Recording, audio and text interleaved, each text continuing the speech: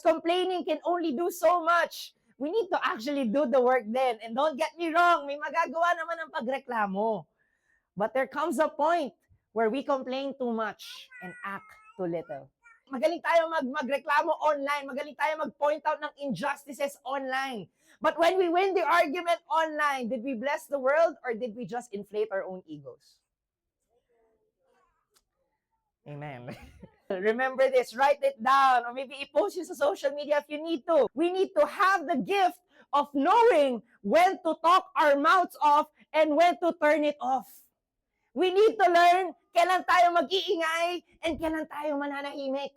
Kung kailan tayo kikilos at kailan tayo heads down, get to work.